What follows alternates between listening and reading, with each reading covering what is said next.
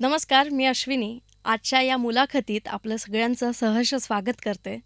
आज आपल्यासोबत तरुण तडफदार, मराठी भाषा आणि मराठी माणसाच्या मूलभूत हक्कासाठी लढणारे, महाराष्ट्र नवनिर्माण सेनेचे पुणे शहर संघटक म्हणून काम करणारे श्री शैलेश अशोक जोशी सर आहेत. तर सर, मी आपलं या मुलाखतीत स्वागत करते. नमस्कार.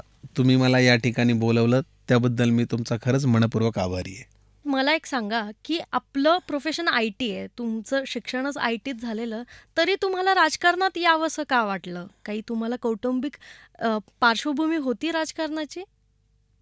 नाही, कोणतीही राजकीय पार्श्वभूमी माझी नाही आहे. माझा जन्मच या वारजात झाला. ज्या प्रभागातनं मी निवडणुकीसाठी इच्छुक आहे, या प्रभागात मी जन्मलो. या वारजामध्येच माझा जन्म झाला. अतिशय खडतर प्रवास माझ्या आईवडिलांनी केला. 10x10च्या रूममध्ये आम्ही राहायचो. 1985 साली माझा जन्म झाला आणि 1985 सालीच माझी आई शिक्षिका म्हणून पुणे महानगरपालिकेमध्ये जॉईन झाली. माझे वडील एका छोट्याशा कारखान्यामध्ये टर्नर म्हणून काम करत होते. परिस्थिती नाजूक असताना माझ्या आईवडिलांनी आम्हा दोघा भावांना शिकवलं आणि आज आम्ही एक अत्यंत चांगल्या परिस्थितीमध्ये आहोत. माझ्या आई 1985 साली जॉईन झाल्यानंतर 1996 साली माझ्या आईला आदर्श शिक्षिका पुरस्कार मिळाला. वाह! त्याच्यामुळं एक सामाजिक आणि राजकीय वारसा म्हणणार नाही मी, पण समाजाची आवड, काम करण्याची आवड माझ्यामध्ये पूर्वीपासूनच माझ्या आईचा तो गुण होता आणि ते आईला बघत बघत आम्ही मोठे झालो होतो. 1996ला आदर्श शिक्षिका पुरस्कार जाहीर झाल्यानंतर 2002 साली माझ्या आईला राजमाता जिजाऊ पुरस्कार मिळाला. त्याच्यानंतर मुख्याध्यापिका म्हणून आपल्याच प्रभागातील शाळेमध्ये पदभार तिने स्वीकारला. त्याच्यानंतर काही कालावधी रामचंद्र पाटलू शाळा वारजामध्ये, तिथं तिने मुख्याध्यापिका म्हणून पदभार स्वीकारला आणि 2023 साली माझी आई निवृत्त झाली. त्याच्यामुळं माझ्या आईकडं बघत बघत आम्ही मोठे झालो. माझ्या आईने अनेक सूत्रसंचालनाचे कार्यक्रम केले. माझ्या आईच्या हाताखाली मला अभिमानाने सांगावंसं वाटेल, या वारजे कर्वेनगर भागातील कितीतरी मोठे मोठे अधिकारी म्हणा, मोठे मोठे आज चांगल्या हुद्द्यावरती असणारी माणसं माझ्या आईच्या हाताखाली घडली. वाह! आणि मग हे करत करत असताना साधारणतः 2000 साली मी महाराष्ट्र नवनिर्माण सेनेच्या विद्यार्थी सेनेमध्ये काम करत होतो. विद्यार्थी सेनेमध्ये काम करत असताना अनेक छोटी मोठी आंदोलनं केली. मराठीच्या भाषेसाठी आंदोलनं केली, मराठी अस्मितेसाठी आंदोलन केली, विद्यार्थ्यांसाठी आंदोलनं केली. हे करत असताना नंतरची परिस्थिती तुम्हाला माहितीच आहे. साधारणतः 9 मार्च 2006 साली महाराष्ट्र नवनिर्माण सेना पक्षाची स्थापना झाली. बरोबर. आणि मी विद्यार्थी सेनेपासून ते महाराष्ट्र नवनिर्माण सेनेच्या स्थापनेपासून ते आजपर्यंत मी महाराष्ट्र नवनिर्माण सेनेमध्ये काम करतो सन्माननीय राजसाहेबांसोबत. विद्यार्थी सेनेचा सदस्य, मग फादर बॉडीचा उपशाखा अध्यक्ष, मग शाखा अध्यक्ष, मग उपविभाग अध्यक्ष आणि आज पक्षाने मला एक शहराचा संघटक म्हणून मला जबाबदारी दिलेली आहे. प्रामाणिकपणे ती जबाबदारी पार पाडण्याचा मी या ठिकाणी प्रयत्न करतोय. वाह! आणि तुम्ही जर मला IT कंपनीचं विचाराल तर मी सामान्य कुटुंबातला कार्यकर्ता. कोणताही राजकीय वारसा माझ्या कुटुंबात नाही. माझी आई, माझे वडील, माझे चुलते, माझे आजोबा कधीही कुठल्याही राजकारणात नाही. माझं एक पॅशन आहे, मला आवड आहे समाजाचं काम करण्याची. मग माझ्याकडं गणेश मित्र मंडळ माझं स्वतःचं आहे. मग माझ्या सहकाऱ्यांच्या माध्यमातून आणि माझ्या माध्यमातून आम्ही लोकांची कामं करत आलो. मी कुठला गावकरी नाही आहे किंवा मला कुठलं 5-50 लाख रुपये भाडे येत नाही आहे. अगदी प्रामाणिकपणे तुम्हाला सांगतो, अगदी गणेशाची शपथ घेऊन तुम्हाला मी सांगतो, मी IT कंपनीमध्ये जॉब करतो. माझ्या पगारातल्या पैशाने मी समाजकारण आणि राजकारण करतो. वाह! हे खरं समाजकारण. माझ्या खिशाला झळ बसून मी समाजाचं राजकारण करतो, पक्षाचं राजकारण करतो. आजपर्यंत या पुणे शहरामध्ये असा व्यक्ती तुम्हाला भेटणार नाही की शैलेश जोशीने आपल्याकडून कुठेतरी ₹2 मागून घेतलेत. आपला प्रभाग क्रमांक 30 यामध्ये बऱ्याच समस्या आहेत, तर तुम्ही त्या समस्यांकडे कसं बघता? कसं बघता म्हणजे बघा, 1997 साली वारजे कर्वेनगर पुणे महानगरपालिकेमध्ये समाविष्ट झालं. पुणे महानगरपालिकेची पहिली निवडणूक या भागामध्ये 2002 साली झाली. बरोबर. 2002 ते आज 2026 मध्ये आलोय आपण. जवळपास 20-25 वर्षाचा कालावधी झालाय पुणे महानगरपालिकेमध्ये हा प्रभाग समाविष्ट होऊन. तरीसुद्धा या भागामध्ये कचरा, ड्रेनेज, गटारं या मूलभूत प्रश्नांचा सुद्धा अभाव या भागामध्ये आहे. रस्ते देखील ठीक नाही आहेत. साधं सिंपल उदाहरण देतो.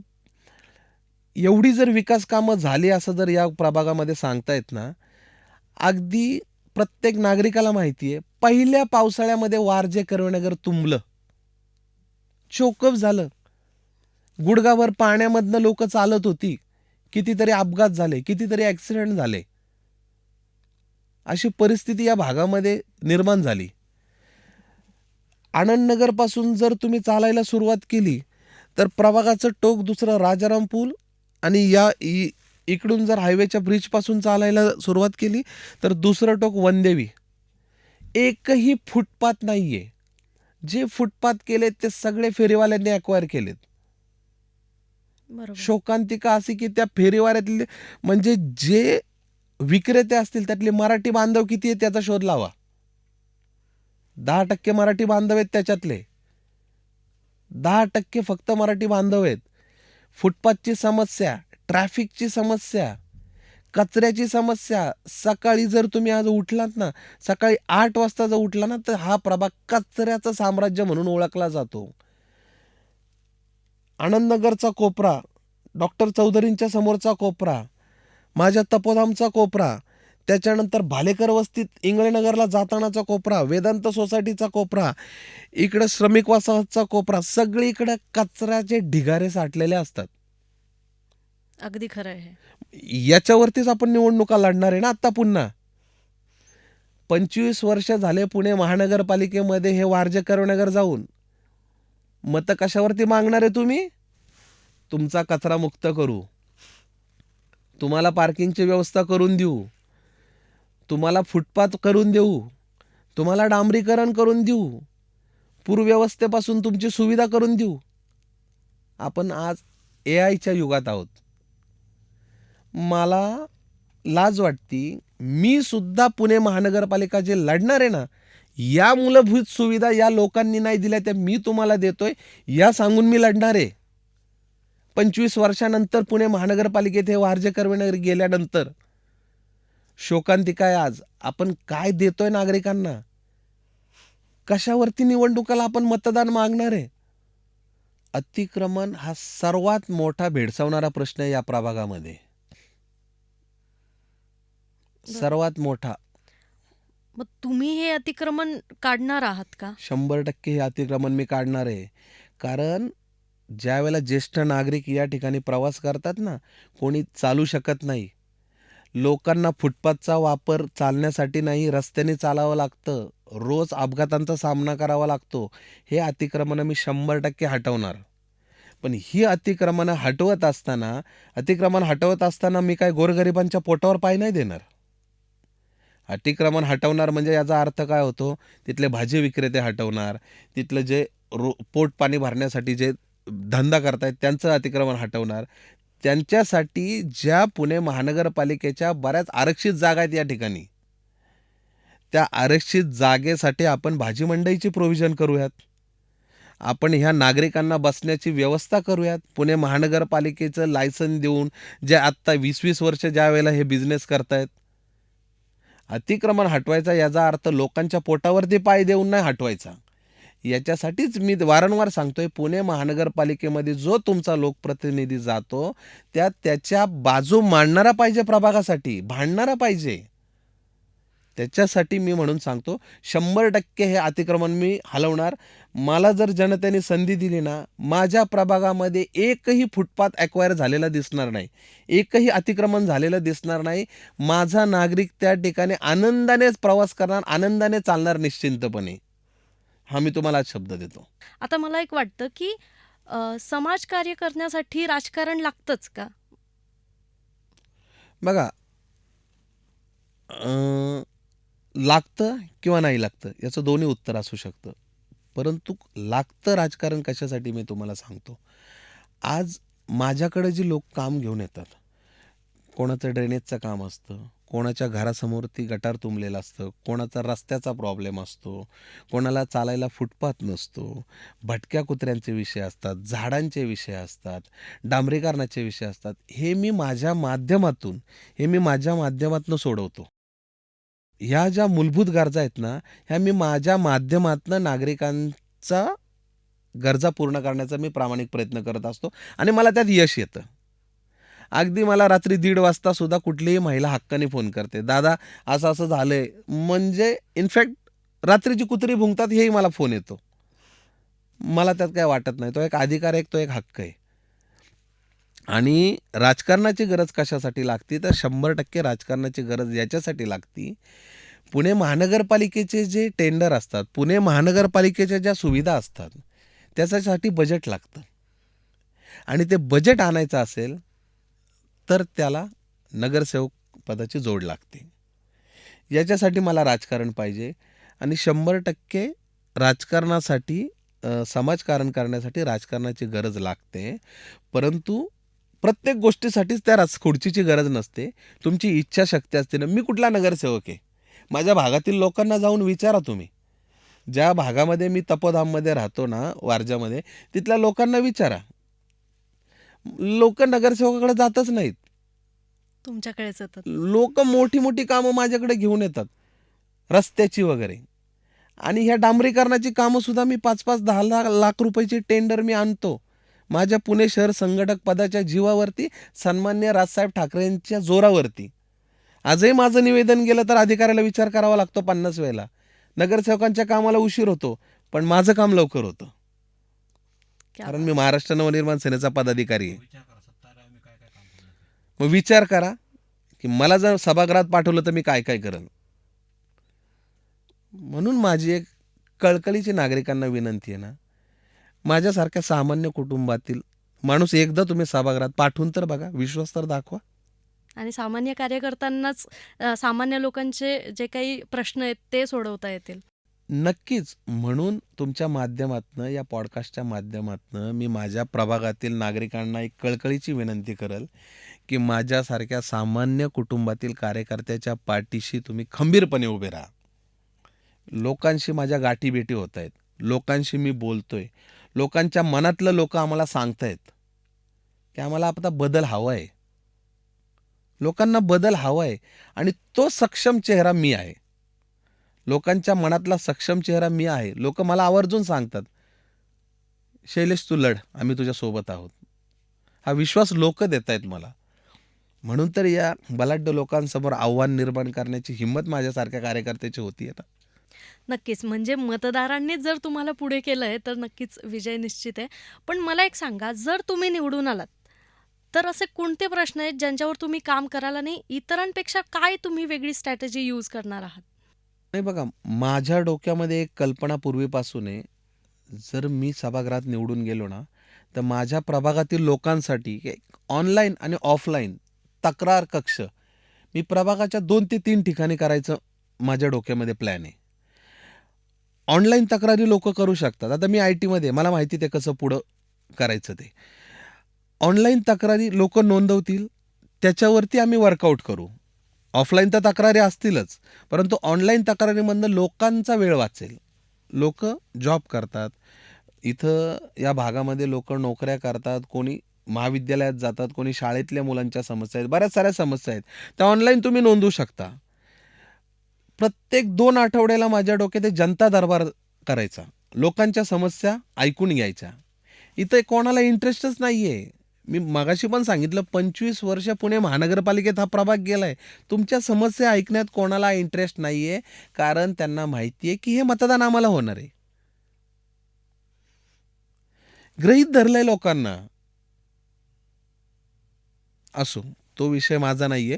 परंतु मी तुम्हाला अगदी सांगतो, की ही तक्रार केंद्र मी मध्यभागी प्रभागाच्या 2 ते 3 करणार आहे. 24/7 सुविधा प्रत्येकाला उपलब्ध करून देणार आहेत आणि हे जे मेजर विषय आहेत, अतिक्रमण झाले, फुटपाथचे विषय झाले, ड्रेनेजचे विषय झाले, सोसायट्यांच्या पार्किंगचे विषय झाले, हे सोडवण्याचा प्रयत्न. ट्रॅफिकचा प्रश्न अतिशय गंभीर प्रश्न आहे या प्रभागात. हो, हे अगदी खरं आहे. डीमार्टच्या तिथे जर गेले तर डीमार्टचा सिग्नल वनदेवीपर्यंत लागलेला असतो.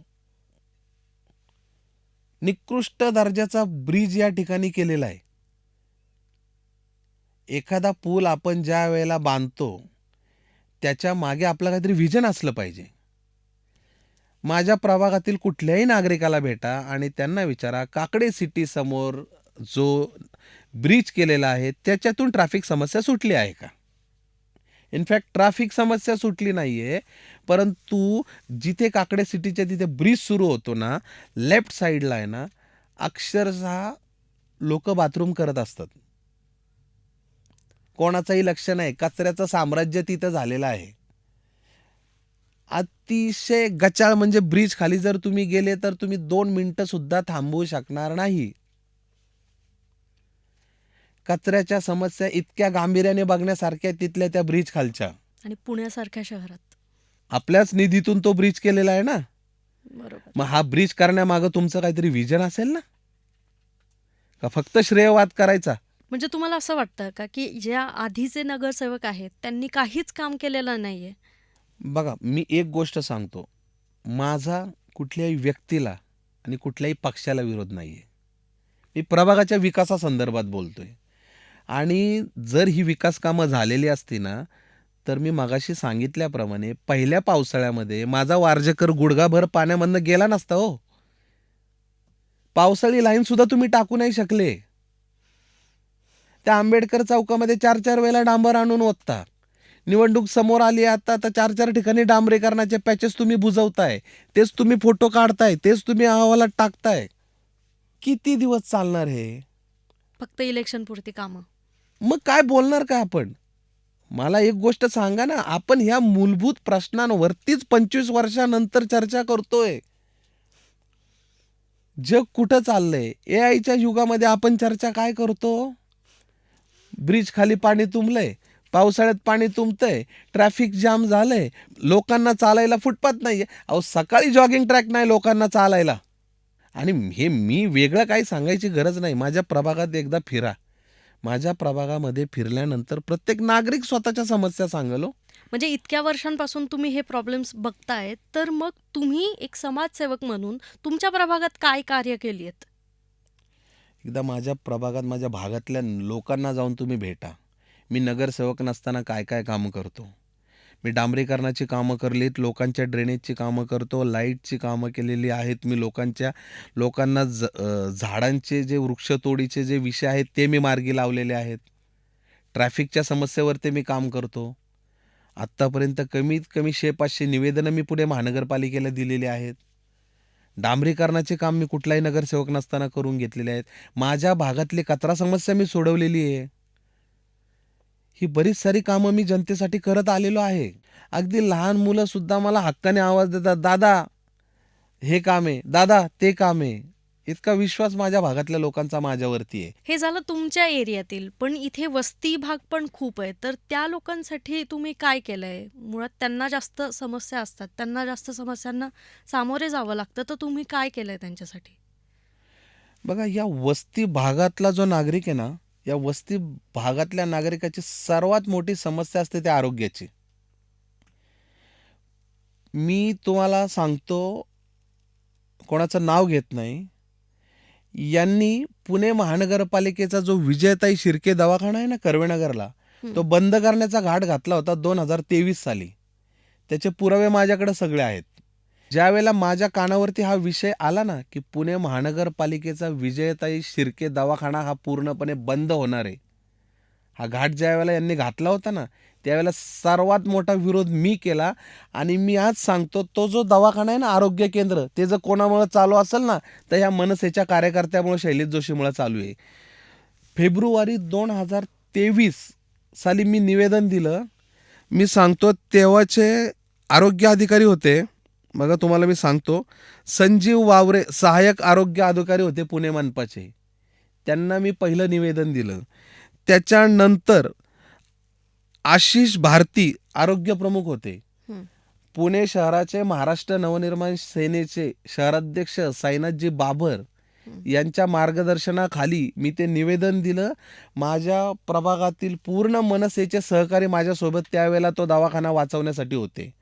तो दवाखाना मी वाचवला आहे, तो दवाखाना आम्ही वाचवला आहे. तो दवाखाना पूर्णपणे बंद करणार होते. 80,000चा हा प्रभाग आहे. त्याच्यामध्ये कमीत कमी आहे ना 30% वस्ती विभाग या भागामध्ये येतो. श्रमिक वसाहत, वडार वस्ती, मावळेआळी, गोसावी वस्ती हे सगळे नागरिक ह्या आरोग्य सुविधेला वंचित होणार होते. हे निवेदन मी ज्यावेळेला आशिष भारतींना दिलं, त्यावेळेला आशिष भारतींनी मला सांगितलं की ही सुविधा इथं ठेवण्याची गरज नाही, असं तुमच्या इथल्या लोकांचं म्हणणं आहे. मला कोणाचं नाव घ्यायचं नाही आहे. त्यावेळेला त्यांनी सांगितलं की मावळेआळी समोर एक पुणे महानगरपालिकेचा दवाखाना आहे, त्याच्यामध्ये आपण हे सगळे लोक या ठिकाणी सुविधा घेतील. महाराष्ट्र नवनिर्माण सेनेच्या स्टाईलमध्ये सांगितलं मी त्यावेळेला त्यांना, जर हा दवाखाना बंद झाला तर पुणे महानगरपालिकेचा आरोग्य कक्ष भारतीसाहेब राहणार नाही, पूर्ण फोडून टाकील. विजयाताई शिर्के दवाखाना हा माझ्यासारख्या कार्यकर्त्यांनी वाचवला आहे. हे कुठल्याही प्रकारची जाहिरात मी केली नाही. माझ्या वस्ती भागातल्या नागरिकाला हा विषय माहीत सुद्धा नसेल. फेब्रुवारी 2023 साली मी निवेदन दिलं आणि त्याच वेळेला एक 15 दिवसाच्या त्या माझ्या संवादामध्ये तो प्रोसेस मी थांबवली. त्याच्यामध्ये फार मोठी मोठी लोक सहभागी आहेत. वेळ पडली तर माझ्याकडे ते प्रूफ सुद्धा आहेत. हे जे काही तुम्ही सगळं मनसे स्टाईलमध्ये सांगताय, पण मला एक सांगा की आत्ता तुमच्या प्रभागातील लोकांना काय हवंय? लोकांना बदल हवाय. असं का वाटतं तुम्हाला? लोक माझ्याशी बोलतायत ना, लोकांशी माझा संवाद होतोय. लोक यावेळेस पुणे महानगरपालिकेमध्ये प्रभाग 30मध्ये बदल घडवणार आणि तो बदल माझ्या रूपाने लोक बघतायत. आता तुम्ही इतक्या वर्षांपासून समाजकारणात आहात, तर इतरांपेक्षा काय तुमचं वेगळं विजन आहे? बघा, प्रभागात ज्या मूलभूत समस्या आहेत, मूलभूत समस्यामध्ये आपण चर्चा केली. मग तो कचरा प्रश्न असेल, पाणी प्रश्न असेल, रस्त्याचा प्रश्न असेल, ड्रेनेजचा प्रॉब्लेम असेल किंवा पूर परिस्थितीमध्ये निर्माण होणारी परिस्थिती असेल, या मूलभूत गरजांवरती तर आपण काम करूयातच. पण याच्या पलीकडे जाऊन समाजातील प्रत्येक घटकावरती काम करणं गरजेचं आहे आणि ते माझं व्हिजन आहे. ते व्हिजन ते बाळकडू मला पक्षातनंच राजसाहेबांकडनं मिळाले. कारण सन्मान्य राजसाहेबांनी महाराष्ट्र नवनिर्माण सेना हा पहिला पक्ष आहे की ज्यांनी महाराष्ट्राची ब्ल्यूप्रिंट लिहिली. ते बाळकडू आम्हाला पक्षातनंच मिळालेले आहे. त्यामुळं माझं व्हिजन आणि एकदम क्लिअर आहे. बघा, जर समाजातील प्रत्येक घटकाबद्दल बोलायचं झालं तर आपण लहान मुलांबद्दल बोललो. लहान मुलांना काय पाहिजे? उत्तम शाळा पाहिजेत. बरं, शाळा पाहिजेत तर त्यांना जाण्यासाठी चांगले रस्ते पाहिजेत, त्यांना चांगले फुटपाथ पाहिजेत, त्यांना सुरक्षा पाहिजे, त्यांना CC कॅमेरे पाहिजे. प्रत्येक नागरिकाला वाटतं की माझा मुलगा एकटा जरी शाळेत गेला तरी तो व्यवस्थित गेला पाहिजे आणि सुखरूप घरपोच आला पाहिजे. बरोबर. ही नागरिकांची एक प्राथमिक आणि एकदम बेसिक मागणी आहे. त्याच्यानंतर मुलांना काय पाहिजे? खेळण्यासाठी मैदानं पाहिजे. बरं, खेळण्यासाठी मैदानं पाहिजे तर ती उत्तम रीतीची मैदानं पाहिजे. नुसती मैदानं देऊन चालणार नाही. त्याच्यामध्ये एखादा मुलगा, खेळाडू घडला पाहिजे. बरं, हे मुलांसंबंधी बोलायचं झालं, मग मुलांना काय पाहिजे? महाविद्यालयीन मुलांना अभ्यासिका पाहिजे. UPSC, MPSCचा अभ्यास करता आला पाहिजे. जसं मी सांगितलं, माझ्या आईच्या हाताखाली कितीतरी अधिकारी या प्रभागामध्ये घडले. आपल्याला अभ्यासिका करणं गरजेचं आहे. उत्तम रीतीची अभ्यासिका आपल्याला या भागामध्ये करणं गरजेचं आहे. अभ्यासिका नाही आहे. या भागामध्ये ज्या अभ्यासिका आहेत त्या प्रायव्हेट अभ्यासिका आहेत. आपण पुणे महानगरपालिकेमार्फत कुठल्या अभ्यासिका उघडू शकतो का? ते एक माझं व्हिजन आहे. अल्प दरात उघडता येईल का? मोफत उघडता येईल का? आपलं ते एक प्रोव्हिजन माझं व्हिजन आहे. बरं, तरुणांबद्दल बोलायचं झालं, तरुणींबद्दल बोलायचं झालं तर तरुणांना काय पाहिजे? रोजगार पाहिजे. मग रोजगार निर्मितीसाठी आपण काय करू शकतो? त्याचा प्री प्लॅनिंग करणं गरजेचं आहे. मग आपण आपल्या तरुणांना कशी संधी मिळेल? मग आपण व्यवसाय करण्यासाठी तरुणांना काही प्रशिक्षणं देऊ शकतो का पुणे महानगरपालिकेमार्फत? मग ते प्रशिक्षण केंद्र आपण या ठिकाणी करू शकतो का? बरं, प्रशिक्षण केंद्र केली तर आपला मराठी तरुण असेल किंवा जो कोणी तरुणी असेल ती चांगल्या हुद्द्यावरती कशी नोकरी करेल? तिला रोजगार कसा उपलब्ध होईल? त्या तरुणाला रोजगार उपलब्ध त्याच्यावरती मी काम करेल. माझ्या प्रभागामध्ये जॉब करणाऱ्या देखील महिला आहेत आणि गृहिणीसुद्धा आहेत. मग आपण त्यांच्यासाठी काय करू शकतो का? त्यांना कुठलं केंद्र म्हणजे आपण शिक्षण देऊ शकतो का? अशा पद्धतीने किंवा त्या महिलांना घरी बसल्या कुठलं काम करता येऊ शकतं का? 2 पैसे मिळण्यासाठी त्यांना काही आपण प्रोव्हिजन करून देऊ शकतो का? हे एक विजन माझ्या महिलांसाठी माझ्या डोक्यात आहे. बरं, ज्येष्ठ नागरिक, जे आत्ता मी तुम्हाला सांगितलं, की माझ्या प्रभागातला ज्येष्ठ नागरिक सुखरूप फिरू शकत नाही. कारण फुटपाथ ॲक्वायर झालेत पूर्णपणे, अतिक्रमणं झालीत. मग ते ज्येष्ठ नागरिकांसाठी काही आपण गार्डन करू शकतो का? काही नाना-नानी पार्क करू शकतो का? त्यांच्यासाठी काही वाचनालय करू शकतो का? या मूलभूत गरजांच्या पलीकडे जाऊन खूप सारे विषय आणि व्हिजन माझ्या डोक्यात आहेत. समाजातील प्रत्येक घटकासाठी मला काम करायचंय. लहान मुलापासून ते 100 वर्षांच्या आजी-आजोबांपर्यंत मला काम करायचंय. याच्यासाठी समस्या निवारण केंद्र मला स्थापन करायचं आहे. कक्ष निर्माण करायचं आहे. त्याच्यासाठी नागरिक आपले ऑनलाईन, ऑफलाईन तक्रार ठिकाणी नोंदवू शकतील. लोकप्रतिनिधी असा असावा, तो लोकसेवक असावा. म्हणजे नागरिकांना माझ्याकडे येण्याची वेळ मी नक्कीच येऊ देणार नाही. मी नागरिकांपर्यंत कसं पोहोचता येईल ना, नागरिकांमधला आणि माझा सुसंवाद कसा हलका होईल ना, याचा प्रामाणिक प्रयत्न मी करेल. मग त्याच्यासाठीच मला ते तक्रार निवारण केंद्र काढायचं आहे. प्रत्येक नागरिकाकडे वेळ नाही आहे माझ्या ऑफिसमध्ये येऊन बसायला. मी माझ्या सहकाऱ्यांमार्फत, माझ्यामार्फत कसं नागरिकापर्यंत अगदी सहज अप्रोच करता येईल ना, तो माझा प्लॅन राहील आणि हे माझं विजन राहील. या एआयच्या युगामध्ये मूलभूत सुविधांसोबत या सगळ्या सुविधा देण्याचा प्रामाणिक प्रयत्न मी करेल. खूपच सुंदर कल्पना आहे. म्हणजे आता एआयचा आपण एवढा वापर करतोय आणि तोच जर सामान्यांसाठी पण आपल्याला करता आला, नुसतेच जे काही आय-टी प्रोफेशनल आहेत त्यांच्यासाठी एआय मर्यादित नसायला हवं. सामान्य लोकांपर्यंत सुद्धा तुम्ही पोहोचवण्याचा विचार करतायत, ही खूपच छान कल्पना आहे. नक्कीच. आता निवडणुका जवळ आल्या आहेत. तुमच्या प्रभागामध्ये परप्रांतीय खूप लोक आहेत. तर त्याचा तुम्हाला फटका बसू शकतो का? बिलकुल नाही. माझ्या भागामध्ये आलात तुम्ही, किंबहुना मी ज्या तपोधाममध्ये राहतो ना, तिथं बरेच सारे तिवारी, पांडे, शर्मा ही लोकं राहतात आणि यांच्यासोबतच मी लहानाचा मोठा झालोय. बरं, म्हणजे त्यांचा माझ्यावरती इतका विश्वास आहे ना, की शैलेश भाई आपको 100% वोट देंगे. कारण माझं त्यांच्याबरोबर नातं ते जुळलेलं आहे. मी आजपर्यंत कुठल्याही माणसाला त्रास दिलेला नाहीये. म्हणजे वाद तुम्ही घातलेला नाहीये. बिलकुल नाहीये. मी माझ्या पक्षाची भूमिका त्यांच्याशी मांडलेली आहे. परप्रांतीय लोकांसोबत मी माझ्या पक्षाची भूमिका मांडलेली आहे आणि ती माझ्या भागातल्या लोकांना पटलेली आहे. महाराष्ट्र नवनिर्माण सेनेचं पहिल्यापासून नाव खराब करण्यात आलं, की आम्ही परप्रांतीयांना मारहाण करतो, त्यांना त्रास देतो. बिलकुल तसं नाहीये. सन्माननीय राजसाहेबांनी पहिल्यापासून जे सांगितलं होतं, की माझ्या मराठी तरुणांना रोजगार मिळू द्या. आत्तापर्यंत जे यूपी, बिहारवरून उत्तर भारतीयांचे लोंढे आलेत, ठीक आहे, आता थांबूयात आपण. पॉप्युलेशनच्या दृष्टिकोनातून जर हे लोंढे वाढत गेले, तर माझ्या मराठी तरुणांना रोजगार मिळणार नाही. आणि का नसावं ती कल्पना? याच्यात गैर काय आहे? माझ्या भागामध्ये जे आलेले आहेत ना, त्यांना 50-50 वर्ष झालेत. त्यांच्यासोबतच मी लहानाचा मोठा झालोय. त्याच्यामुळं माझ्या बाबतीत बिलकुल तसं घडणार नाही. आत्ताचे तुमच्या प्रभागातील जे लोकप्रतिनिधी आहेत, त्यांच्याशी तुमचे संबंध कसे आहेत? अगदी घरचे संबंध आहेत.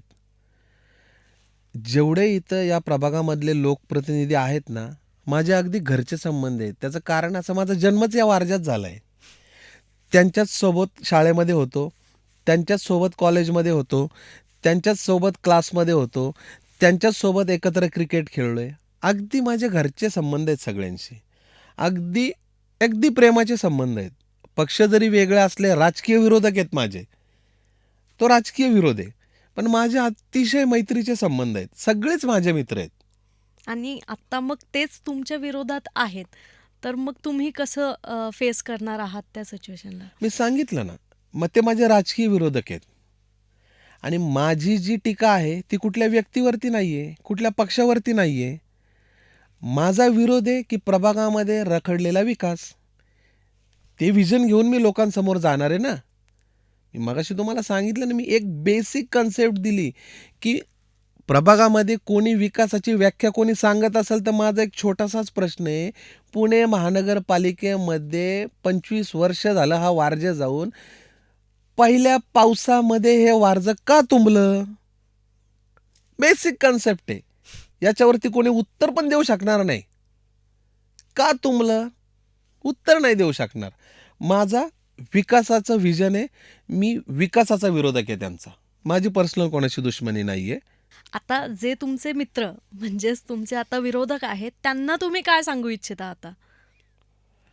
नाही, त्यांना मी आता एकच सांगेल की आता तुम्ही थांबा. आता ओव्हर संपणार आहे.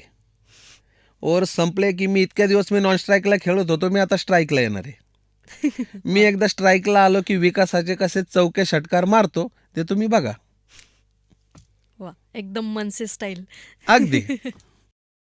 आत्ता जे तुमच्या प्रभागात प्रस्थापित विरोधक आहेत ते खूपच मातब्बर आहेत. तर तुम्ही तर खूपच साधारण कुटुंबातून आलात तुम्ही असं म्हणतात. तर मग लोक तुम्हाला स्वीकारतील का? का नाही स्वीकारणार? त्याचं एक उत्तम दाखला उदाहरण देतो तुम्हाला. माझ्या वहिनी सुप्रिया मंगेश जोशी 2012 साली पुणे महानगरपालिका महाराष्ट्र नवनिर्माण सेनेकडून लढल्या. माझ्या वहिनी आणि संजय नांगरे असा दोघांचा पॅनल होता. या भागातल्या लोकांनी भरभरून प्रेम आम्हाला त्यावेळेला दिलं. ही शंका माझ्या मनात कधीच येणार नाही की लोक आम्हाला स्वीकारतील का नाही. त्यावेळेला या भागातील लोकांनी जवळपास 5,000 मताधिक्य आम्हाला दिलं. मताधिक्य नाही म्हणणार मी, मतदान आम्हाला केलं. यावेळेसचे प्रस्थापित आणि त्यावेळेसचे प्रस्थापित यांच्याच विरोधात आम्ही निवडणूक लढलो होतो. या वार्ड क्रमांक 112 मध्ये आमच्या मतांमध्ये आणि त्यांच्या मतांमध्ये कमीत कमी दुपटीचा फरक होता. दुपटीच्या मतांनी आमची आघाडी होती. पहिल्याच निवडणुकीमध्ये लोकांनी आम्हाला उचलून घेतलं होतं. वा, लोक सामान्य कुटुंबातला पर्याय शोधतायत. मी वारंवार तेच गोष्ट सांगतोय. 2012ला देखील लोकांनी तो प्रयत्न केला होता. परंतु त्यावेळेची प्रभाग रचना अशी होती, 2चा प्रभाग होता. आमचे दोन्ही सामान्य कुटुंबातले उमेदवार होते. पलीकडे रामनगर वस्ती भाग आम्हाला लागला होता. त्या वस्ती भागामध्ये अगदी मला सांगायला काहीच भीती वाटत नाही, जनशक्ती विरुद्ध धनशक्ती अशी लढाई आमच्या विरोधात झाली. आमचा इतका प्रचंड लीड तिथं तुटला गेला आणि त्या ठिकाणी आम्हाला फक्त आणि फक्त 900 मतदान झालं. बघा, ती निवडणूक 2012ला झाली. आज आपण 2026 मध्ये जवळपास 14 वर्षाचा गॅप आहे. बरोबर. 14 वर्षाचा गॅप आहे. जवळपास मी त्यावेळेला तर 22-24 वर्षाचाच होतो. नुकताच राजकारणात आलेलो होतो. सन्मान्य राजसाहेबांनी एवढा मोठा विश्वास माझ्यासारख्या सामान्य कुटुंबातल्या परिवारावरती दाखवला होता. त्यावेळेला माझ्या वहिनी निवडणूक लढल्या. अगदी त्यांचं वय 21-22 होतं. 21-22व्या वर्षी लोकांनी जवळपास 5,000 मतदान आम्हाला करणं म्हणजे जोक नाही ना. नक्कीच नाही. मग हा जो समज आहे ना की लोक स्वीकारतील का? लोक 100% स्वीकारतील. ह्याची एक प्रचिती 2012 साली आम्हाला आली होती. म्हणजे मी तुम्हाला सांगतो, मी इतका लहान होतो, निवडणूक जिंकायचा विषय तर लांब. पण ज्या वेळेला माझे नातेवाईक, मित्रपरिवार, माझे सहकारी आम्ही चर्चा करायचो ना, अगदी प्रामाणिक सांगतो, निवडणूक जिंकण्याचा विषय तर लांब. अरे बाबा, लोक आपल्याला मतदान करतील ना. राजसाहेबांनी आपल्यावरती एवढा मोठा विश्वास दाखवलाय, तर आपल्याला लोक मतदान करतील ना, ही भीती मनामध्ये होती. आणि हे जे तुम्ही आत्ताचे मातब्बर म्हणताय ना, त्या मातब्बरांना तेव्हा पण वाटलं होतं, हे कोण आहेत जोशी, हे काय टिकणार आहेत आमच्यासमोर. हा भ्रमनिरास लोकांनी 2012 साली केलेला आहे. त्याची प्रचिती तुम्हाला या 2026च्या निवडणुकीला येईल माझ्या रूपाने. मला 100% लोक सभागृहात पाठवतील एवढा विश्वास मला आहे. म्हणजे यंदा विजय हा जनशक्तीचा असेल. बघा, अर्ध्या हळकुंडाने पिवळा होणारा मी माणूस नाही. मी एवढ्या पुढच्या गोष्टी करत नाही. परंतु 100% मला विश्वास आहे, लोक माझ्या पाठीशी खंबीरपणे उभे राहतील. ही 4च्या प्रभागातली लढाई आहे, सोपी नाही आहे. बरोबर. पण लोक मला, माझ्या कुटुंबाला, माझ्या सहकाऱ्यांना स्वीकारतील. का स्वीकारतील? मी एक सामान्य कुटुंबातला कार्यकर्ता 20 वर्ष झालं काम करतोय आणि कुठला आय-टी कंपनीमध्ये जॉब करणारा माणूस या राजकारणाच्या चिखलात पडेल आज? सांगा ना मला. कोणीच नाही. माझ्यासारखा मीच असेल ना. खिशातल्या पैशानी नोकरी धंदा करून राजकारणामध्ये पैसा घालवणारा मीच एकमेव व्यक्तिमत्व असेल. मग का नाही लोक मला स्वीकारणार? कुठलाही कार्यकर्ता घडतो तो मंडळाच्या माध्यमातून आणि तुमच्या बोलण्यातून पण बऱ्याच वेळेस गणेश मंडळाचा उच्चार आलाय, बऱ्याचदा तुम्ही त्याचा उल्लेख केलाय. तर काय काय कार्य झाली आहेत आपल्या गणेश मंडळाच्या माध्यमातून? माझ्या राजकारणाची सुरुवातच गणेश मित्र मंडळापासून झाली आहे. मी स्वतः एका गणेश मित्र मंडळ, माझं श्रीराम तरुण मंडळ हे माझं स्वतःचं मंडळ आहे. माझी सुरुवातच राजकारणाची तिथून झाली आहे. त्या गणेश मित्र मंडळाच्या माध्यमातून महिलांसाठी खूप सारे कार्यक्रम असतात. मग ते होम मिनिस्टर असतील, मग मनोरंजनात्मक काही कार्यक्रम असतील, संगीत खुर्च्या असतील, लहान मुलांसाठी कार्यक्रम असतील, मोठ्या माणसांसाठी कार्यक्रम असतील. माझ्या मंडळामध्ये कधीच चुकीचे कार्यक्रम नसतात, पेड कार्यक्रम नसतात. माझे सहकारी स्पर्धा भरवतात, माझे सहकारी सूत्रसंचालन करतात. अगदी होम मिनिस्टरसुद्धा माझे सहकारी करतात. वा. आणि माझ्या मंडळातील जे लोक आहेत त्यांच्या पाठिंब्यावरती तर मी ही निवडणूक लढतोय. मला खूप सारे आशीर्वाद माझ्या महिला भगिनींचे आहेत, माझ्या माता भगिनींचे आहेत. खूप सारे वडीलधारी लोक माझ्या पाठीशी उभे आहेत. माझं खूप मोठं मंडळ आहे. श्रीराम तरुण मंडळ हे या माध्यमातूनच माझ्या राजकारणाची सुरुवात झाली आहे आणि मंडळाच्या माध्यमातूनच माझ्याशी लोक ॲप्रोच झालीत आणि छोटे मोठे लोकांच्या समस्या घेऊन लोक माझ्याकडं मंडळाच्या माध्यमातूनच सुरुवात झालेली आहे. मगाशी तुम्ही म्हणालात की तुमच्या वहिनी देखील नगरसेवक या पदासाठी उभ्या होत्या आणि सध्याही तीच परिस्थिती आहे की 2 महिला आणि 2 पुरुष अशी विभागणी आहे. तर अ, काय यंदा तुमच्या डोक्यात आहे? तुम्ही उभे राहणार आहात की इतर कोणी? मी माझ्या पक्षाला, सन्माननीय राजसाहेबांना आणि माझ्या पुणे शहरातील जे वरिष्ठ माझे नेते आहेत, हं. त्यांच्याकडं सध्या माझ्या उमेदवारीसाठी मी आग्रही आहे. परंतु राजकारणामध्ये कुठलीही गोष्ट ठरून होत नाही. येणारी परिस्थिती जी असेल, 99% मीच उमेदवारी असणार आहे. परंतु येणारी जी परिस्थिती असेल, आता आमची शिवसेनेसोबत युती झालेली आहे, उद्धव बाळासाहेब ठाकरे गटासोबत. बरोबर. उद्या यदा कदाचित आमच्यासोबत महाविकास आघाडीमध्ये आमच्यासोबत तुतारीसुद्धा असेल, शरद पवार चंद्रजी गट असतील किंवा काँग्रेससुद्धा असेल. अशा परिस्थितीमध्ये कुठला उमेदवार द्यायचा, काय द्यायचा हे वरिष्ठ ठरवतील किंवा सन्माननीय राजसाहेब ठरवतील. त्याच्यामुळे सध्या तरी माझ्या उमेदवारीसाठी मी पक्षाला विनंती केलेली आहे. माझ्या उमेदवारीसाठीच मी आग्रही आहे. परंतु येणाऱ्या परिस्थितीनुसार मी तो निर्णय घेईल. म्हणजे अंतिम निर्णय तुम्ही राजसाहेबांवरती सोडलेला आहे. 100%. सर, मनसे का? म्हणजे इतरही खूप मोठे पक्ष आहेत, तर तुम्ही महाराष्ट्र नवनिर्माण सेना का निवडली? मोठे पक्ष म्हणजे मनसे मोठा पक्ष नाहीये का? नाही, म्हणजे मला तसं नाही म्हणायचं, पण का? मनसेच का? स्पष्ट बोलणारा, मराठी अस्मिता जपणारा, मराठी मातीवरती प्रेम करणारा, मराठी भाषेवरती प्रेम करणारा आणि सन्माननीय राजसाहेबांनी स्वतःच्या हिमतीवरती, स्वतःच्या स्वकर्तृत्वावरती निर्माण केलेला हा पक्ष आहे ना, म्हणून महाराष्ट्र नवनिर्माण सेना. वाह, कमाल. कारण राजसाहेबांची जी भूमिका आहे ना, ती पक्ष स्थापनेपासून मराठीसाठीची भूमिका आहे. मराठी अस्तित्व टिकवण्यासाठी आजपर्यंत राजसाहेब काम करत आलेत. महाराष्ट्र नवनिर्माण सेनेचा प्रत्येक पदाधिकारी काम करत आलाय. आपल्याला दैनंदिन जीवनामध्ये जो त्रास होतो ना मराठी माणसाला, म्हणजे दैनंदिन जीवनामधला त्रास सोडा, मराठी कलाकारांना त्रास होणारा, मराठी चित्रपटांना सिनेमासृष्टी मिळवून देणारा नेता कोण आहे? सन्माननीय राजसाहेब ठाकरेच आहेत ना. बरोबर. हां, हो. मराठी भाषेचा, मराठी मातीतला पक्ष कोणता आहे आज? मनसच आहे ना. अगदी बरोबर. मग महाराष्ट्र नवनिर्माण सेना हा पक्ष रस्त्यावरती काम करत असतो. हा पक्ष, आम्ही कधी चारचाकी गाडींमधनं फिरून प्रवास नाही करत. रस्त्यावरती आमचा पक्ष असतो. आम्ही रस्त्यावरती आंदोलनं करतो. किती त्याचे केसेस अंगावर घेतल्यात मराठी माणसासाठी. फुजित्सूमध्ये मी जॉब करत होतो. एका आंदोलनामुळे माझी नोकरी गेली. मी पक्ष नाही सोडला. फुजित्सू कंपनीमधली माझी IT कंपनीतली मी SAP कन्सल्टंट म्हणून जॉब करत होतो. माझी नोकरी गेली एका आंदोलनामुळं. Facebookला एक पोस्ट बघितल्यामुळं माझ्या मॅनेजरनी. मी जॉब नाही सोडला. मी जॉब सोडला आणि मी पक्ष स्वीकारला. क्या बात आहे. आणि हे मराठी माणसासाठी हा महाराष्ट्र सैनिक करतोय.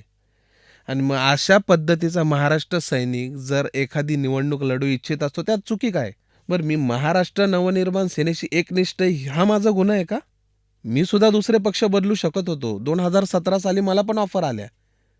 आजही मला ऑफर आहे. पण मला महानगरपालिकेत सभागृहात जायचंय ना, तो राजसाहेबांचा शिलेदार म्हणून जायचंय. निवडणुका आल्या की प्रत्येकालाच वाटतं की आपण नगरसेवक व्हावं. आपल्यालाही असंच वाटतं का? नाही, बिलकुल नाही. मी 20 वर्ष झालं समाजकारणामध्ये आणि राजकारणामध्ये काम करतोय. मी महाराष्ट्र नवनिर्माण सेनेच्या माध्यमातनं, माझ्या गणेश मित्र मंडळाच्या माध्यमातनं मी आणि माझे सहकारी मागील 20 वर्षापासून लोकांसाठी लोकोपयोगी कामं करत आलोय.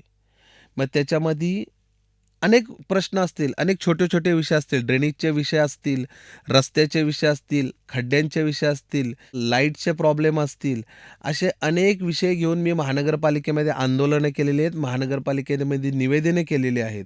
2020 सालापासून माझी मोफत रुग्णवाहिका या प्रवाहासाठी मी दिलेली आहे आणि स्वखर्चातून. ₹1 कोणी मला स्पॉन्सर नाही आहे किंवा मी ₹1ची सुद्धा निधी कोणाकडे मागितलेला नाही आहे त्या रुग्णवाहिकेसाठी. 20 वर्ष झालं या प्रभागातील नागरिकांसाठी मी काम करत आलो आहे आणि फक्त माझ्या भागातील लोकांसाठी नाही. मी तपोधाम भागात राहतो, पण चारही कोपऱ्यावरच्या प्रभागातील मग ते आनंद एकता कॉलनीपासून ते राजाराम ब्रिज पर्यंत असेल किंवा श्रमिक वसाहत वनदेवीपासून असेल ते श्रीराम सोसायटीपर्यंत मी कार्य करत आलो आहे. आणि अनेक लोक माझ्याकडे काम घेऊन येतात आणि मी ते काम पूर्ण करण्याचं मी प्रामाणिकपणे प्रयत्न करत असतो. 20 वर्षापासून मी राजकारणात आहे, 20 वर्षापासून मी समाजकारणात आहे. म्हणून मला निवडणूक लढायची आहे आणि मला महानगरपालिकेत सभागृहात जायचं आहे, ते लोकांची सेवा करण्यासाठी जायचं आहे. आत्ता जी मी कामं करतो ह्याला मर्यादा येतात.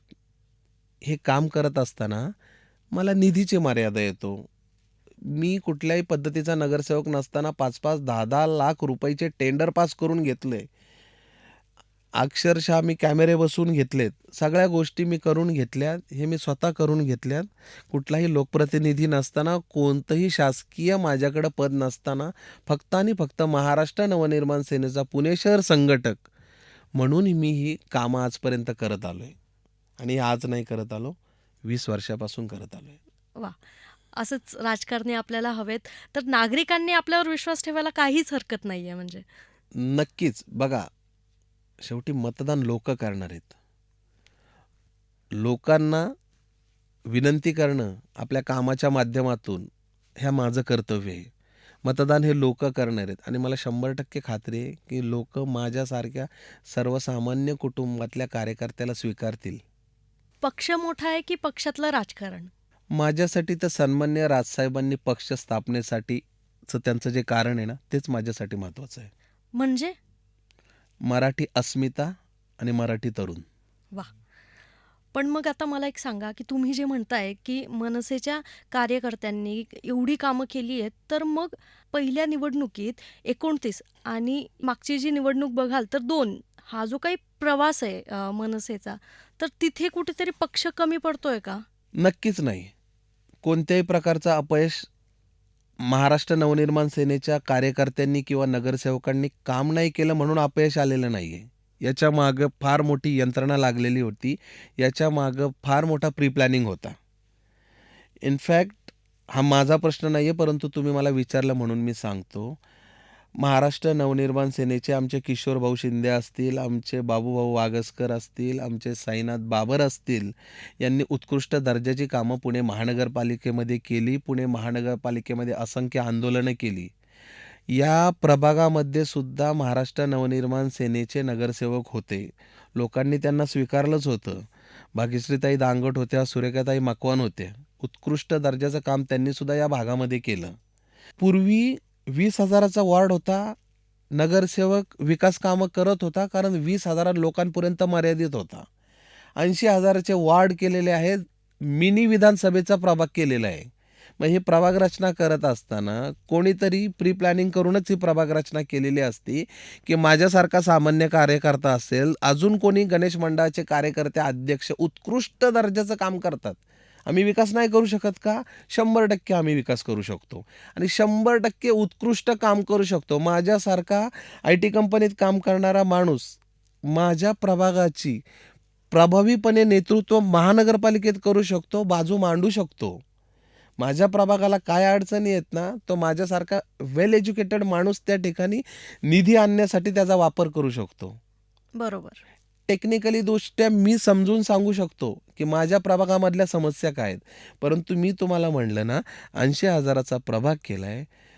मी 2012 साली याच कारणामुळं माझ्या कुटुंबातली सदस्य माझ्या वहिनी निवडणूक हारलेल्या आहेत, अवघ्या थोड्या मतांनी. त्याचं कारण असं सांगतो तुम्हाला, प्रभागाची व्यूहरचना अशी केलेली आहे, की थोडा स्लम, थोडा सुशिक्षित आणि या ठिकाणी आर्थिक देवाणघेवाण फार मोठ्या प्रमाणात होते. लक्षात ठेवा, 80,000चा प्रभाग असतो. इनफॅक्ट तुम्हाला या महानगरपालिकेचं मी एक उदाहरण देतो. आमचे पक्षाचे अध्यक्ष आहेत साईनाथ बाबर. आमच्या पक्षाचे अध्यक्ष आहेत साईनाथ बाबर. ते ज्या सोसायटीमध्ये राहतात ना, हं. आश्चर्य वाटेल तुम्हाला, ए विंगचं गेट आणि बी विंगचं गेट मधनं 2 तुकडे केलेत हं. प्रभाग रचनेचे. सांगा मला, अशी प्रभाग रचना असते कुठे? हे कारण आहे ना, हे मूळ कारण आहे. महाराष्ट्र नवनिर्माण सेनेचे चांगले चांगले रवींद्र धंगेकरांसारखा माणूस महाराष्ट्र नवनिर्माण सेना सोडू इच्छित नव्हता, सोडून जाण्यासाठी भाग पाडलं. ह्या प्रभागाचे 5-5, 6-6 तुकडे केले गेले. कारण महाराष्ट्र नवनिर्माण सेना हा एकमेव असा पक्ष होता ना, की लोकांसाठी रस्त्यावरती काम करणारा होता, लोकांच्या मनामनामध्ये होता. कुठले तरी षडयंत्र रचून प्रभागाचा विकास थांबवायचा, लोकांचा विकासापासून दिशाभूल करायची आणि त्यामुळं महाराष्ट्र नवनिर्माण सेनेच्या नगरसेवकांना अपयश आलं. हे त्याचं मेन कारण आहे. हे सामान्य जनतेला कुठेही माहीत नाही. जो मतदार सकाळी ऑफिसला जातात, संध्याकाळी ऑफिसवरनं येतात, मतदानाच्या दिवशी मतदान करतात, त्यांना ह्या गोष्टी माहीत नाही आहेत. म्हणून हे अपयश आहे. आता राजसाहेब आणि उद्धव साहेब हे एकत्र आलेत, तर तुम्हाला एक कार्यकर्ता म्हणून काय वाटतं? म्हणजे आनंद होतोय की दुःख होतंय? 100% आनंदच होणार ना. आपण जर राजकारणाच्या पलीकडे जाऊन जर बघितलं, कुठलंही कुटुंब विस्कळीत झालेलं असताना 2 भाऊ पुन्हा एकत्र आले तर कोणालाही आनंद होणार.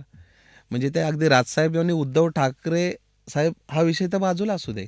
आपल्या सामान्य कुटुंबातील जरी 2 भाऊ त्यांचे मतभेद विसरून जर एकत्र आले, तर केवढं मोठे अभिमानाची आणि आनंदाची गोष्ट आहे. आणि हे 2 तर महाराष्ट्राचे हिरे आहेत. वाह! बाळासाहेब ठाकरेंचे वंशज आहेत. ज्या हिंदू हृदय सम्राट बाळासाहेब ठाकरेंनी अखंड आयुष्य हिंदुत्वासाठी दिलं, त्यांचे हे वंशज आहेत. आणि हे 2 भाऊ एकत्र आले तर महाराष्ट्र नवनिर्माण सेना आणि शिवसेना उद्धव बाळासाहेब ठाकरे गटाच्या प्रत्येक कार्यकर्त्याला आनंदच होणार आहे. आणि त्याही पुढं आनंदाची गोष्ट आहे, की जवळपास आमची युती झाल्याच जमा आहे. या प्रभागात सुद्धा आम्ही युतीमध्ये लढणार आहोत वाह! आणि नक्कीच आमची ताकद वाढणार आहे. पूर्वी आम्ही मनसे एकटे लढत होतो. आता शिवसेना मशाल आमच्यासोबत असणार आहे.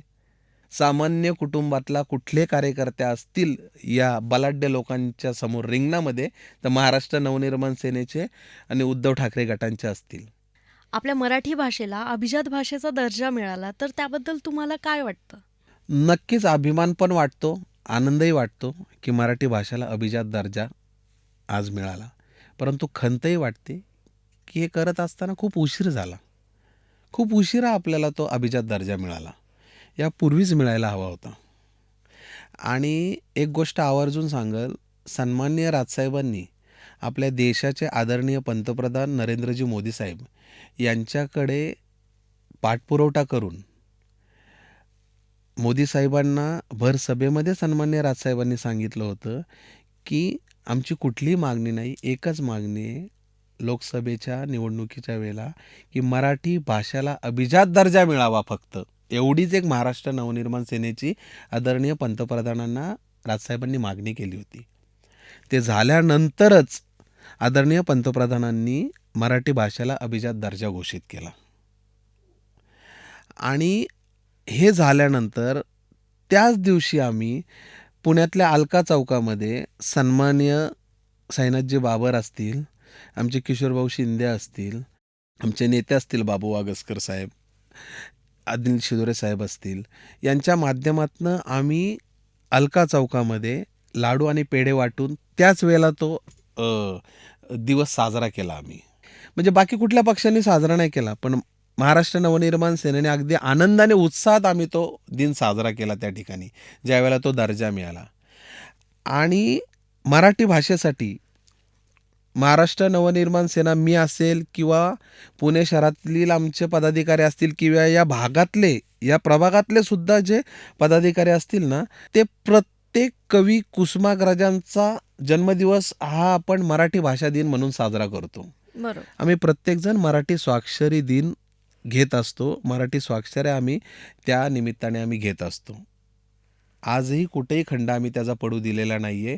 आनंदात आम्ही तो दिन मराठी भाषा दिन म्हणून कवी कुसुमाग्रजांच्या जन्मदिनानिमित्त साजरा करत आलेलो आहोत. त्याचप्रमाणे आम्ही ज्येष्ठ नागरिकांचे सत्कार देखील आम्ही घेत आलो. कित्येक वर्ष मी स्वतः ज्येष्ठ नागरिकांचे सत्कार त्या दिवशी घेत आलेलो आहे. खऱ्या अर्थाने तुम्ही मराठी दिवस साजरा करता आणि हे आणि सगळं आनंदाने आणि उत्साहात करतो. आणि मराठी दिनाच्या दिवशी तुम्ही मराठी लोकांना प्रोत्साहन देता, त्यांना सत्कार करून त्यांचं उत्साह वाढवता. एक खूपच छान गोष्ट आहे. नक्कीच. मग कोण करणार? आपणच करणार ना. आपण बरं. काय लोकांना फक्त राजकारणासाठी वापर करणार आहोत का? अगदीच. नक्कीच आम्ही आनंदाने साजरा करतो मराठी भाषा दिन. चला, खूपच छान पद्धतीने तुम्ही तुमचं विजन लोकांपुढे मांडलेलं आहे. तर नक्कीच मतदाते जे काही आहेत ते तुमच्या पाठीशी खंबीरपणे उभे राहणार आहेत, एवढं तर नक्कीच आहे. त्या निमित्ताने आपण एक गेम खेळूयात, रॅपिड फायरवाला. तर मी तुम्हाला पहिला प्रश्न विचारते की आपले आवडते नेते कोण? राजसाहेब ठाकरे की बाळासाहेब ठाकरे? बाळासाहेबांच्या तालमीत तयार झालेले राजसाहेब ठाकरे, किंबहुना दोघेही. वा, खूपच कोळ्यातलं उत्तर देता तुम्ही. आवडतं प्रभागातील ठिकाण कोणतं आहे? कोणतंच नाही. कारण हा प्रश्न मला नाही, प्रभागातल्या कुठल्याही नागरिकाला विचारला ना, की प्रभागातलं आवडतं ठिकाण कुठलं, तर त्यालाही सांगता येणार नाही. पण मी ते निर्माण करेल, प्रभागातलं आवडतं ठिकाण, जे माझ्यासाठी सुद्धा असेल आणि नागरिकांसाठी सुद्धा असेल. वा, खूपच सुंदर विचार. आता मला सांगा की आवडता पदार्थ कोणता? वडापाव की मिसळपाव? वडापाव. वा. सर्वप्रथम कोण? कुटुंब की प्रभागातील नागरिक? बघा, राजसाहेब आहे ना, ज्यावेळेला आमचं डिस्कशन होतं ना, राजसाहेब आम्हाला कायम सांगतात, की तुम्ही जर कुटुंबाकडे चेहरा केला, तर समाजाकडे तुमची पाठ होणार आहे. आणि समाजाकडे चेहरा केला तर कुटुंबाकडे पाठ होणार आहे. त्याच्यामुळं प्रभागातील प्रत्येक नागरिक हेच माझं कुटुंब असेल. वा. पुण्यातील आवडतं ठिकाण कोणतं? पुणे महानगरपालिका. का? कारण पुणे महानगरपालिकेमध्ये मी आठवड्यातनं 2 वेळा तरी कमीत कमी चकरा मारत असतो. माझ्या प्रभागातील नागरिकांच्या समस्या घेऊन त्या सोडवण्याचा प्रामाणिक प्रयत्न मी पुणे महानगरपालिकेमध्ये जात असतो. आणि पुणे महानगरपालिकेतच जाण्याचं माझं स्वप्न आहे, सभागृहामध्ये लोकांचा लोकप्रतिनिधी म्हणून. त्यामुळे मला पुणे महानगरपालिकेत जायला आवडेल. वा. आता जाता जाता तुम्ही नागरिकांना, तुमच्या मतदात्यांना काय आवाहन द्याल आणि जे काही आपली तरुण पिढी आहे त्यांना तुम्ही काय संदेश देऊ इच्छिता? माझी या प्रभागातील प्रत्येक नागरिकांना, तरुणांना एक हात जोडून विनंती अशी राहील, की मतदान करताना आपल्या प्रभागातल्या मूलभूत गरजा पूर्ण झाल्यात का नाही, आपल्या प्रभागाचा विकास झाला का नाही, याचा पूर्णपणे विचार करा. पुणे महानगरपालिकेची निवडणूक तब्बल 8 वर्षांनी लागतीये. आपण जो उमेदवार कोणी निवडणार असू, तो योग्य उमेदवार आहे का, याची पहिली खात्री करा. माझ्यासारखा सामान्य कुटुंबातील एक कार्यकर्ता पुणे महानगरपालिकेची निवडणूक लढतोय, तुमच्या सर्वांच्या विश्वासावरती, तुमच्या सर्वांच्या पाठिंब्यावरती. माझी सर्वांना विनंती आहे, माझ्या पाठीशी, माझ्या कुटुंबाच्या पाठीशी, माझ्या पक्षाच्या पाठीशी आपण उभं राहाल. सन्माननीय राजसाहेब ठाकरेंनी जर मला उमेदवारी दिली, तर येथे पुणे महानगरपालिका मी आपल्या भरोशावरती लढणार आहे. त्यामुळे तुमचे आशीर्वाद माझ्या पाठीशी राहतील अशी मी अपेक्षा बाळगतो. त्याचप्रमाणे मला अजून एक सांगायचं आहे. आवर्जून मी एक गोष्ट सांगतो, की जो माझा राजकीय अभ्यास आहे, 2 प्रकारचे मतदार असतात. एक वैचारिक मतदार असतो, तो आपल्या विचारांवरती उमेदवार बघून मतदान करत असतो. बाबारे, माझी एक विनंती आहे, केंद्रामध्ये सरकार कुठलं आहे, राज्यामध्ये सरकार कुठलं आहे, महानगरपालिकेमध्ये सरकार कुठलं आहे, हे पाहण्यापेक्षा तुमचा लोकप्रतिनिधी किती सहजपणे तुम्हाला उपलब्ध होईल, या उमेदवाराला तुम्ही मतदान करा, अशीच मी तुम्हाला विनंती करेल. दुसरा असतो, की माझा जो हातावरती पोट भरणारा मतदार, या हातावरती पोट धरणाऱ्या मतदाराला हे लोकं गृहीत धरून राजकारण करत असतात. त्यामुळे माझी एक विनंती आहे, की 8 दिवसाच्या कुठल्याही आमिषाला तुम्ही बळी पडू नका. योग्य उमेदवार निवडून द्या, जो तुमच्यासाठी काम करेल, जो सहज तुम्हाला उपलब्ध होईल, ज्याच्यावर तुम्ही हक्क दाखवू शकता, ज्याच्यावर तुम्ही रागवू शकता, अशा उमेदवाराला तुम्ही मतदान करा. हीच माझी विनंती आहे. माझ्यासारखा सामान्य कुटुंबातला उमेदवार या ठिकाणी निवडणूक लढू इच्छित आहे. मी आशा बाळगतो, की तुमचे मतरूपी आशीर्वाद मला या निवडणुकीला मिळतील. तुमच्याशी बोलून खरंच खूप बरं वाटलं. तुम्ही या ठिकाणी मला बोलवलं, त्याबद्दल मी तुमचा शतशः आभारी आहे. जय हिंद, जय महाराष्ट्र.